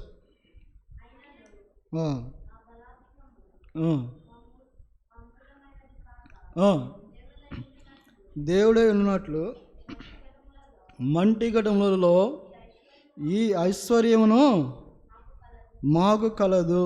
కాబట్టి మరొకసారి గట్టిగా చదువు. ఆయనను మా బలాధికము మా మూలము అనేది కాక దేవునిదే ఉన్నట్లు మంటి ఘటములలో ఈ ఐశ్వర్యము మాకు కలదు. కాబట్టి మంటి ఘటములలో ఏం చేశాడంటే, మరి మా బలము మా మూలముగా కలిగినది కాదు. కాబట్టి మనం అనుకుంటాం, ఎవరి వలన కలిగినది, ఇది నా వలన కలిగేది, నా సామర్థ్యం, ఇది నాది మరి అని మనము అతిశయించడానికి వీలు లేదు. అయితే దేవుడు ఏమంటున్నా అంటే, మంటి ఘటములలో మంటి వారమైన యొక్క మంటి ఘటంలో ఉండి ఏం చేశాడంట, ఈ మహిమైశ్వర్యమును దేవుడు మరి అనుగ్రహించినాడు. కాబట్టి మంటి వారికి దేవుని యొక్క మహిమైశ్వర్యమును తిరిగి ఇవ్వనికి ఆదాము పోగొట్టుకునే ఆ మహిమను క్రీస్తులో మరి ఆయన తిరిగి ఆ మహిమను మనకి ఇవ్వనికి ఏం చేశాడంటే, దాసునిగా ధరించుకొని మంటిని మరి వారముగా ఉన్న మనలను తిరిగి పరలోక సంబంధమైన వారంగా నిత్యరాజ్యములకు వారసులుగా ఉండుటకు తిరిగి ఆ మహిమను మరి ధరించుకోవాలని, ఆ మహిమను లో నడుచుకోవాలని దేవుని యొక్క ఉద్దేశమై ఉన్నది. తిరిగి ఆ మహిమైశ్వర్యమును నా మంటి ఘటములలో దేవుడు అనుగ్రహించి ఉన్నాడు. అది నా సామర్థ్యము కాదు, అది నీ సామర్థ్యము కాదు, దేవుని యొక్క గొప్పతనమే అని మనము జ్ఞాపకం చేసుకోవాలని దేవుడు మనకు సెలవిస్తున్నాడు. రండి,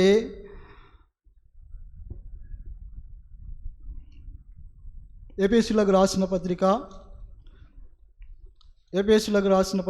మొదటి అధ్యాయం. ఎఫెసీయులకు రాసిన పత్రిక మొదటి అధ్యాయము 1వ అధ్యాయము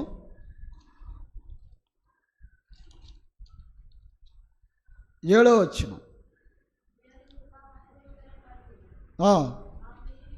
ఆ ప్రియునియందు ఆయన రక్తం వలన మనకు విమోచన, అనగా మన అపరాధములకు క్షమాపణ మనకు కలిగి ఉన్నది. కాబట్టి దేవుని యొక్క కృప మహదైశ్వర్యమును బట్టి ఆ ప్రియునియందు ఆయన రక్తం వలన మనకు విమోచన. కాబట్టి ఆ మహాదైశ్వర్యమును బట్టి మనకు ఏమంట, ఆయన రక్తం వలనే మనకు విమోచన దేవుడు అనుగ్రహించి అన్నాడు. కాబట్టి మంటివారమైన మనకు దేవుడి యొక్క క్రీస్తులో ఆయన యొక్క దాచి ఉంచిన ఐశ్వర్యమును ఎలాగంటే, ఆ ప్రియుని యందు ఆయన రక్తం వల్లనే మనకు మరి విమోచన, మన అపరాధములకు క్షమాపణ ఎక్కడ లేదు. కాబట్టి ఆయన రక్తం వల్లనే మనకు విమోచన దొరికేది. కాబట్టి విమోచన అంటే మన పాపములు ఎవరు తీసివేయలేనిది. కాబట్టి ఆయనే మనలను, ఆయన రక్తం వల్లనే మనకు ప్రతి పాపము, యేసు రక్తం ప్రతి పాపమును కడిగి మనల్ని పవిత్రులుగా చేస్తుంది. కాబట్టి దేవుని యొక్క రక్తం వలనే. రండి, ఎఫెసీయులకు రాసిన పత్రిక 1వ అధ్యాయము 19వ వచనం. మరియు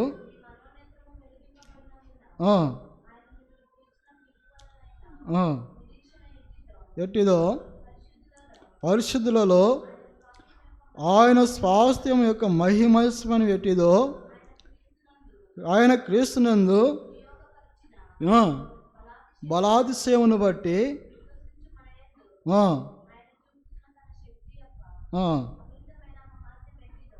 చాలుమా. కాబట్టి దేవుని యొక్క ఆయన మరి పరిశుద్ధులుగా ఉండకు మనం పిలిచినాడు.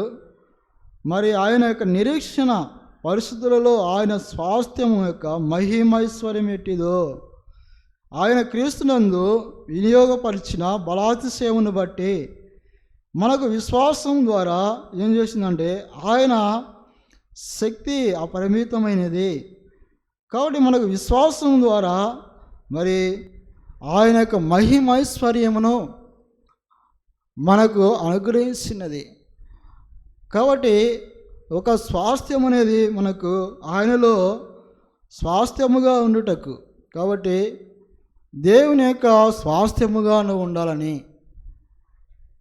దేవుని యొక్క మరి విమోచించిన వాడు మనకు ఎలాగిస్తున్నా అంటే స్వాస్థ్యం ఇస్తున్నాడు. కాబట్టి దేవాది దేవుడు ఎక్కడంటే ఆ స్వాస్థ్యము పరలోక సంబంధమైనది.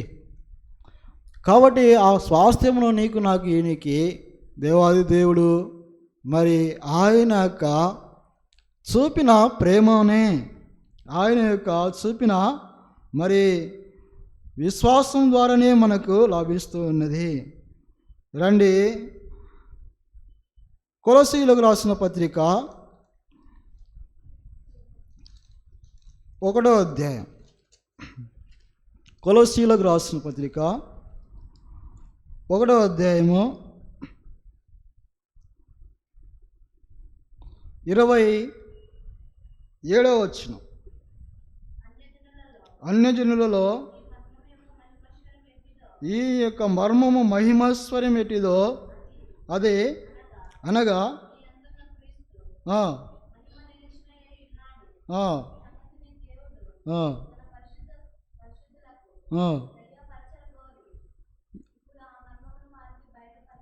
కాబట్టి అన్యజనులలో ఈ మహిమ యొక్క మర్మం యొక్క మహిమైశ్వర్యం ఎట్టిదో అది అనగా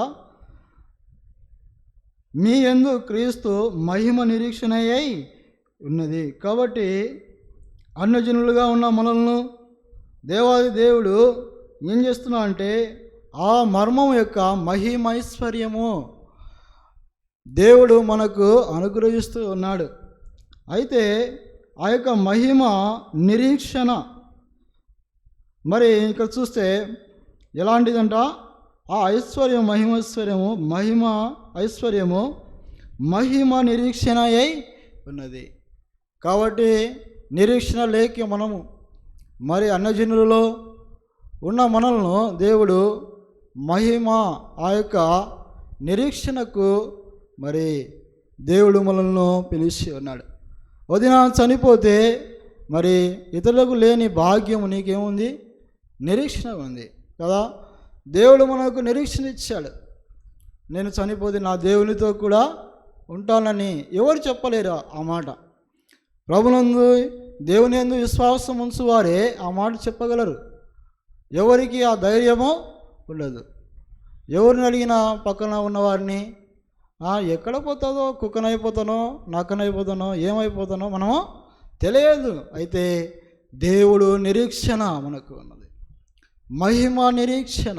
కాబట్టి ఈ నిరీక్షణ మనల్ని సిగ్గుపరచదు. కాబట్టి దేవుని యందు కలిగి ఉన్న దేవుడు నీకు దేవుని యొక్క ఆశీర్వాదములు నాకు దేవుడిని తెలియజేస్తూ ఉన్నాడు. క్రీస్తులో నిరీక్షణ ఉన్నది. రండి, ఫిలిప్పీలకు రాసిన పత్రిక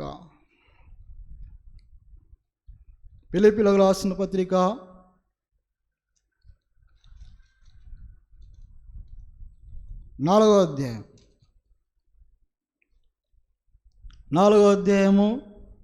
19వ వచనం. కాగా దేవుడు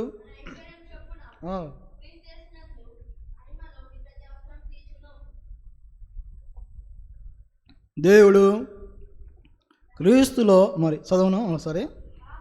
కాగా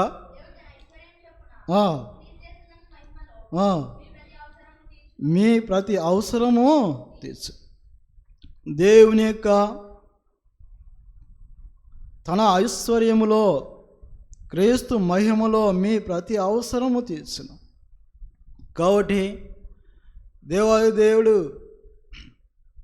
ఆయన ఐశ్వర్యవంతుడు. ఆయన ఐశ్వర్యము ఎంతో గొప్పది. ఆ ఐశ్వర్యవంతుని కలిగి ఉండే భాగ్యము అది విశ్వాసముంచు వారికి అది అనుగ్రహించబడి ఉన్నది. అయితే దేవుడు మన అక్కర్లు తీర్చాలంటే ఏదైనా వ్యాధైనా, బాధైనా, కష్టమైనా, ఏదైనా దేవుడు మనకు చదువులో అయినా మరి పిల్లల విషయమైన ప్రతి విషయంలో దేవుడు నా యొక్క ప్రతి అవసరం తీర్చాలంటే ఎవరి యొద్ద పోయినా మనకు అవసరమో తీరదు. దేవుడు ఇచ్చే మహిమైశ్వర్యము అది ఎంతో గొప్పది. ఈ లోకంలో ఉన్న ఐశ్వర్యము, ఘనత, మరి డబ్బు, ఈ లోకంలోనే ప్రతి వస్తువు మనము కలిగి ఉన్నది, ఒక దినాన వదిలిపెట్టాల్సిందే. అయితే దేవుడు యొక్క మహిమైశ్వర్యము అది పరలోకంలో దాచబడి ఉన్నది. కాబట్టి మరి ఆ ఐశ్వర్యాన్ని కలిగి ఉండాలి. మరి వ్యాధి బాధలలో కానీ ఏమంటున్నా అంటే క్రీస్తు మహిమైశ్వర్యంలో మీ యొక్క ప్రతి అవసరమును తీర్చును. కాబట్టి మరి ఎంతో కష్ట సమయంలో దేవుణ్ణి ఎందుకు ప్రార్థన చేసి దేవునిలో నిలిచి ఉంటే దేవుడే ప్రతి మహిమలో నీ అవసరము నా అవసరము తీర్చే దేవుడుగా ఉన్నాడు.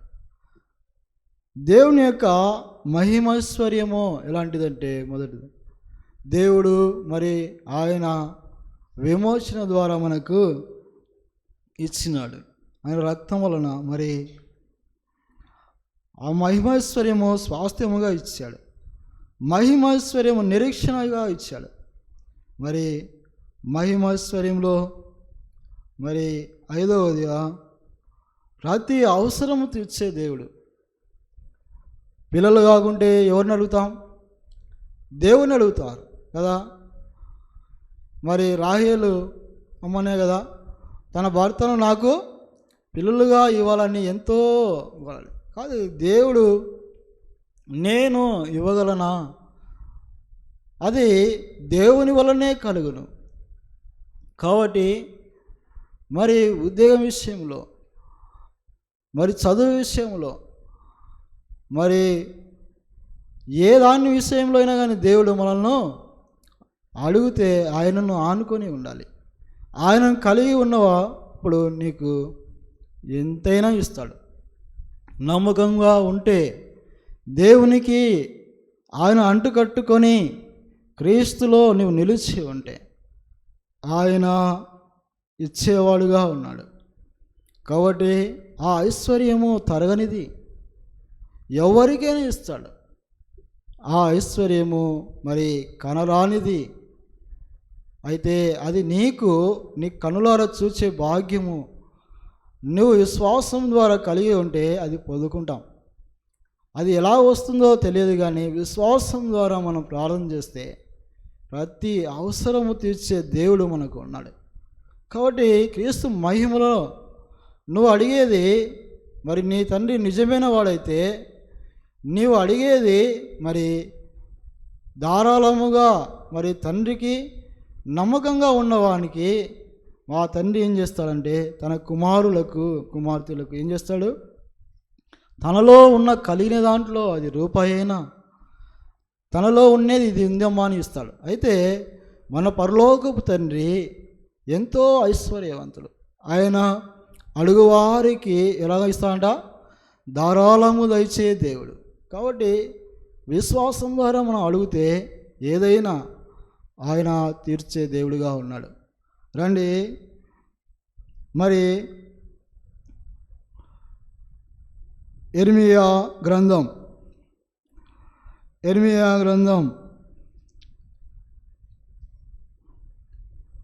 ఇంకా కొన్ని సంగతులు చూద్దాం.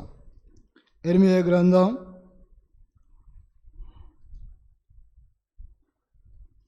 18వ అధ్యాయం.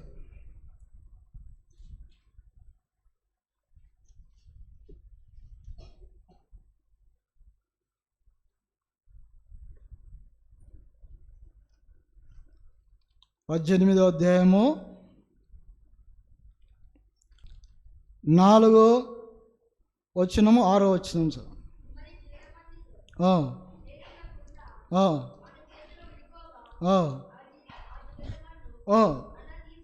అలా తీసుకొని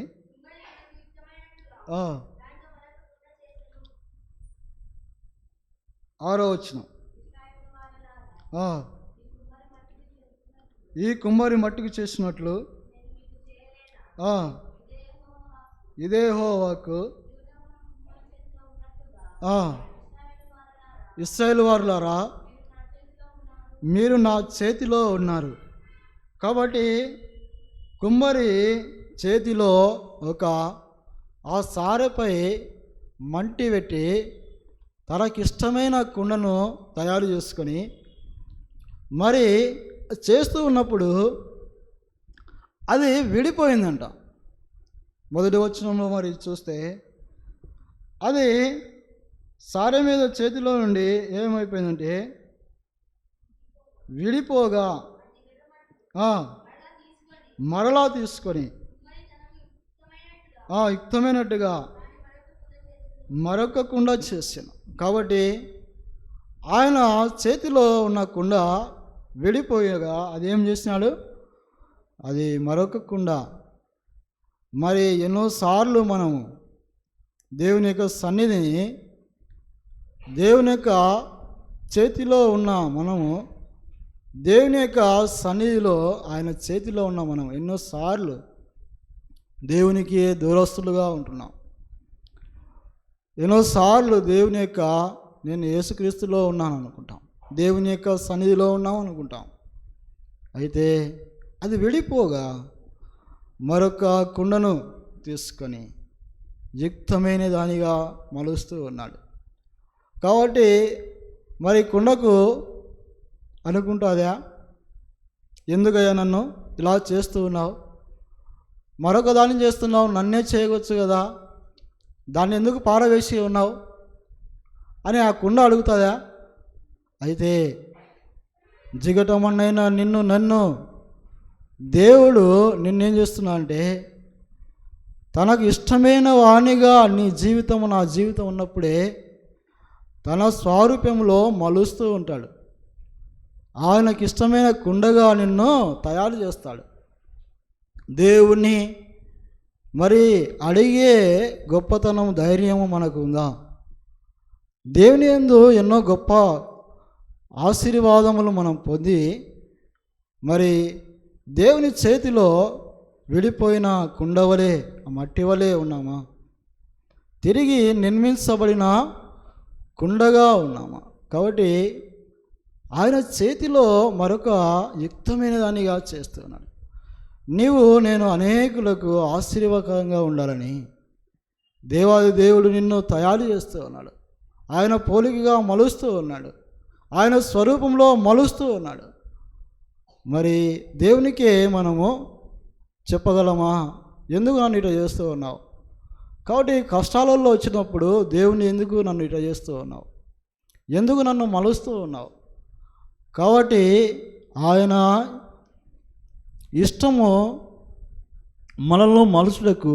అయితే దేవాది దేవుడు తన కుమారుణ్ణి ఏం చేశాడంటే మన కోసమే ఆయన సిలువలో మరి మరణించలేదా?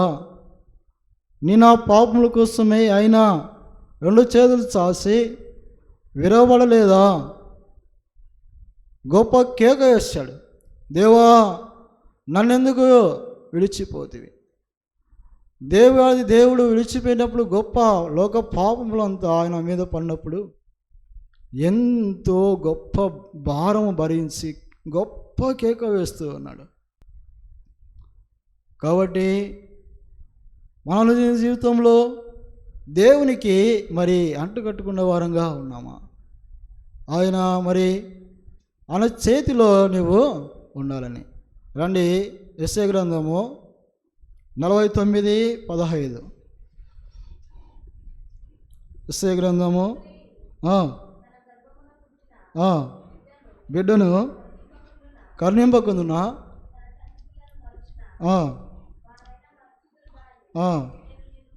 16వ వచనం. చూడుము నా అరిచేతుల మీద నిన్ను చెక్కి ఉన్నాను. దేవుడు ఎక్కడ చెక్కి ఉన్నాడు? దేవాది దేవుడు నిన్ను ఎక్కడ చెక్కుకున్నాడు? తన అరచేతుల మీద నేను చెక్కించుకున్నాడు, నన్ను చెక్కి ఉన్నాడు. ఆ కుమ్మరి కుండ చేతిలో ఉంటుంది, ఒక పనివాడు ఆయన చేతిలో ఒక ఆయుధం ఉంటుంది. ఆయనకి ఇష్టం వచ్చినట్లు అది ఆ ఓనర్ చెప్పినట్లు చేయాలి. తనకి ఇష్టం వచ్చినట్లు చేస్తే ఏమైపోతుంది? అది ఎంతో నష్టమైపోతుంది. దేవుడు ఆయన చేతిలో నిన్ను మలుస్తున్నప్పుడు ఇదేమిది అదేమిది నన్ను ఇలా మలుస్తున్నావని చెప్పగలమా? ఆయన చేతిలో నిన్ను చెక్కి ఉన్నాడు, నిన్ను మలుస్తూ ఉన్నాడు. నీవు అనేకులకు ఆశీర్వాదకరంగా ఉండాలని. కాబట్టి జిగుటమన్నైనా నిన్ను నన్ను ఆయన చేతిలో మరి మలుచుకొని ఆయన చేతిలో ఏం చేస్తున్నాడు? చెక్కి ఉన్నాడు, చెక్కుకున్నాడు అరిచేతిలో. ఆయన చేతిలో ఉండాలని. ఎక్కడో ఉంటే మనం పారిపోతాం.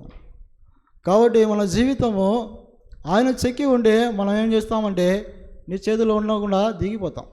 దేవుని యొక్క చేతిలో ఉండకుండా దిగిపోయే స్వభావం మనది.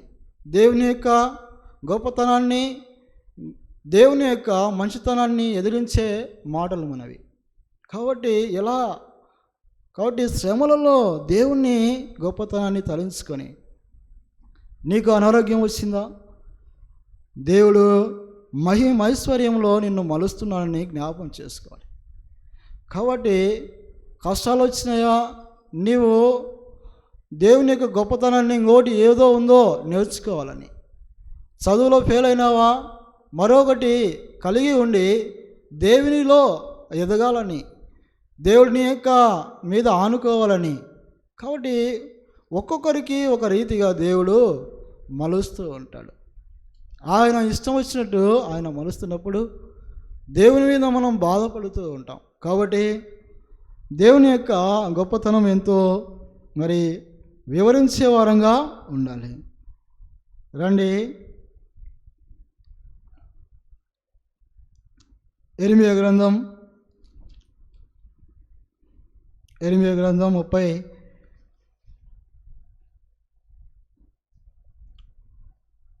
32వ అధ్యాయం 32వ అధ్యాయము 14వ వచనం.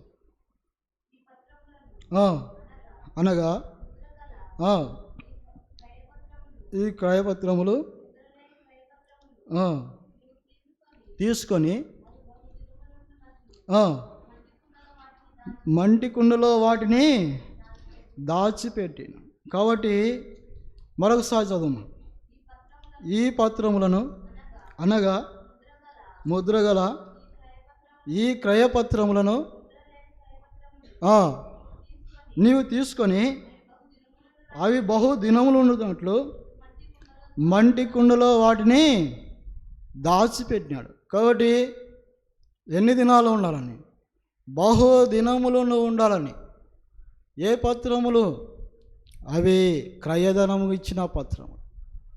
కాబట్టి ఏ పత్రములు మనము మరి ఎక్కడ దాచిపెట్టుకుంటున్నాము? కానీ దేవుడు అంటున్నాడు, నీవు ఒక పత్రముగా, నేను ఒక పత్రముగా ఉండి బహు దినములు క్రయధనం ఇచ్చిన మన పత్రిక, మనము ఒక పత్రముగా. కాబట్టి ఆయన మన రుణపత్రం ఎక్కడ కొట్టాడు? సిలువకు కొట్టాడు. కాబట్టి దేవాది దేవుడు ఆ పత్రములు మంటి కుండలో దాచిపెట్టాడు. మరి ఎక్కడో దాచిపెట్టచ్చు కదా, మంటి కుండలో ఎందుకు దాచిపెట్టినాడు? మరి బంగారు లేదా దేవునికి? వెండి లేదా? కాబట్టి దేవుని యొక్క మాటలు మంటి కుండలో నీ యొక్క కుండ నా యొక్క కుండలో దాచిపెడుతూ ఉన్నాడు. ఆ మంటి కుండ ఎవరు కాదు, నువ్వు నేనే. ఆ మహిమైశ్వర్యమైన మాటలు, జీవం కలిగిన మాటలు, దేవుని యొక్క మాటలు, జీవ గ్రంథంలో ఉన్న మాటలు నా హృదయంలో ఉండాలని అవి రాస్తూ ఉన్నాడు ఆ పత్రము మీద. దేవుని యొక్క వాక్యము సజీవమైనది, దేవుని యొక్క వాక్యము ఎంతో గొప్పది. అవి నీ యొక్క పత్రం మీద రాస్తున్నప్పుడు నువ్వు నొప్పి పుడతావు. ఎందుకు నన్ను? కాబట్టి అలా ఉండకుండా ఏం చేస్తుంటా, ఆ కుమ్మరి చేతిలో విడిపోయిగా మరొక కుండను తయారు చేస్తాడు. కాబట్టి ఈ పత్రముగా నువ్వు దాచిపెడుతున్నాను. ఎక్కడ? నేను పరలోకంలో ఉన్నాను. దేవుని యొక్క గ్రంథంలో, దేవుని యొక్క చేతిలో ఉండాలని, దేవుని యొక్క మరి రెక్కల కింద నువ్వు ఉండాలని, నేను ఉండాలని ఆయన ఎలాగా మంటి కుండలో దాచిపెట్టినట్లు. అవి ఎక్కడ? రేపు ఎల్లుండో తీసివేద్దామా అనే కాదు. బహు దినములు, అనేకులకు నేను బహు దినములు ఉన్ననాళ్ళు ఆశీర్వాదకరంగా ఉండాలని దేవుడు దాచిపెట్టి ఉన్నాడు. రండి ఇంకొక మాట చూసుకొని మరి ప్రారంభం చేస్తాం. కీర్తనల గ్రంథం 12వ అధ్యాయం 6వ వచనం. కీర్తనల గ్రంథం 12వ అధ్యాయం. మట్టి మూసలో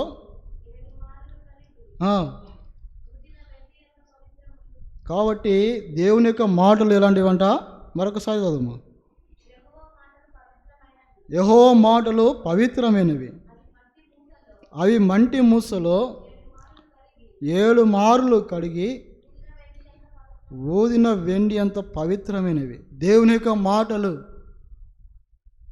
ఎలాంటివంట? వెండి వలె 7 మార్లు కడిగిన. కాబట్టి దేవుని యొక్క మాటలు ఆషామాషమైనవా? దేవుని మాటలు పవిత్రమైనవి, దేవుని మాటలు జీవమిచ్చేవి. దేవుని మాటలు మరి మంటి కుండలో, మంటి మూసులో నీలో నాలో ఫలించాలని ఆ దేవాది దేవుడు నన్ను సృజించాడు. ఎక్కడ మనం ఉన్నాం? కాబట్టి ఎవరి చేతిలో ఉన్నావు? మరి విడిపోయే కుండగా ఉన్నావా? దేవుని చేతిలో మరి అర్హమైన కుండగా ఉన్నామా? కాబట్టి ఇంకొక మాట చూద్దాం రండి. విలాపవాక్యములు 4వ అధ్యాయం. విలాపవాక్యములు 4వ అధ్యాయం 2వ వచనం.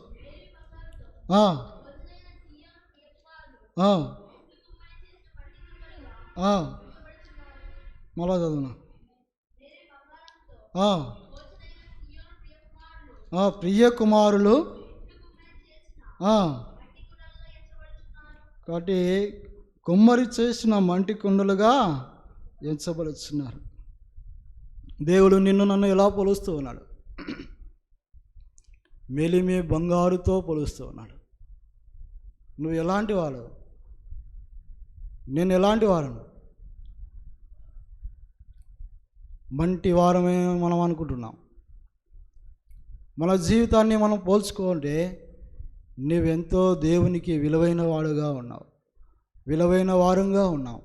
నువ్వు దేవుడు బంగారుగా అంటే ఏమంటాం? పిల్లలను చూసి నా బంగారు రాయే అంటాం కదా, నా బంగారు రాయే అంటాం. కాబట్టి దేవుడు వాళ్ళం కాదు పిలిచేది, నిన్ను కానీ తన మృదువైన మాటలతో నా బంగారు.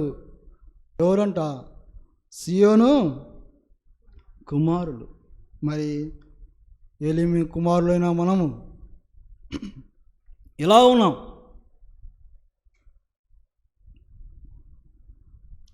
మంటి కుండలుగా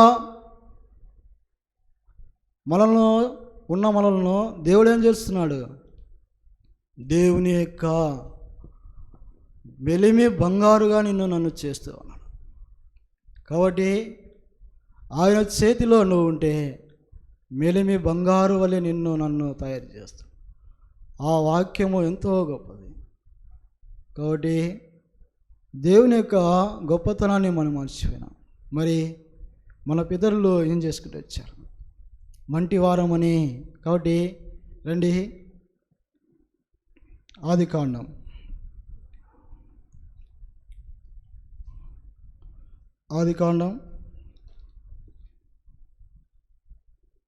2వ అధ్యాయం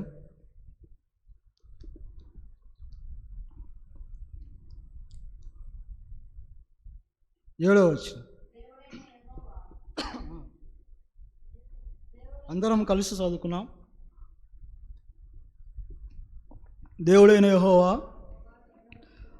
నేలమట్టితో నరుని నిర్మించి వాని నాసికాందులో జీవవాయువుగా నరుడు జీవాత్మ అయిన. కాబట్టి నేను జీవాత్మ, దేవుని యొక్క ఆత్మయే ఉన్నాం.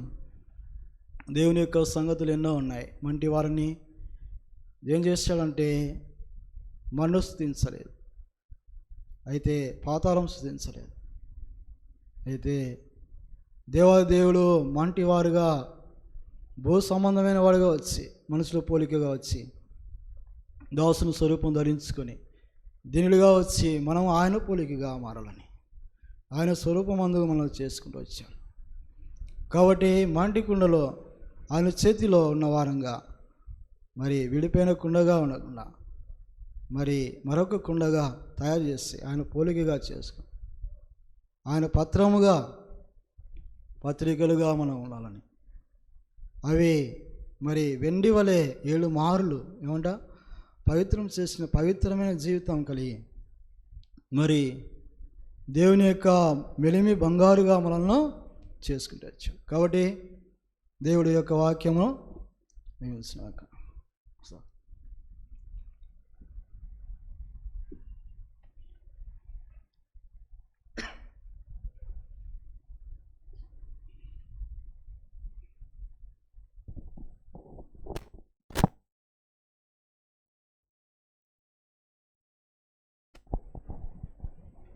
ప్రేమగల వరుసమే తండ్రి, జీవుల దేవ, ఎన్నో మాటలు నీ గ్రంథంలో దాచి ఉన్నవి.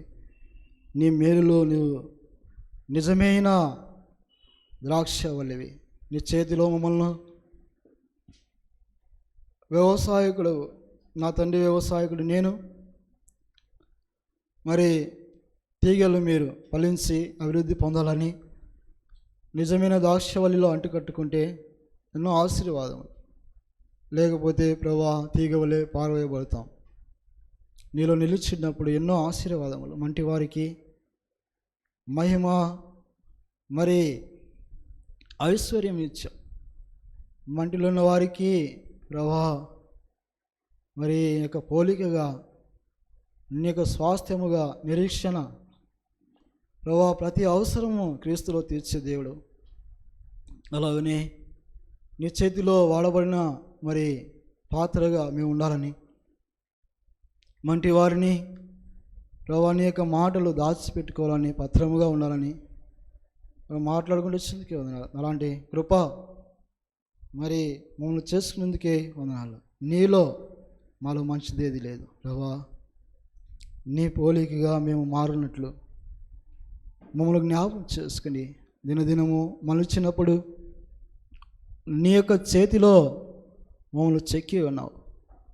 నీ చేతిలో ఉన్న వారంగా అరమైన పాత్రలుగా ఉండి నీకు సాయించింది దేవా.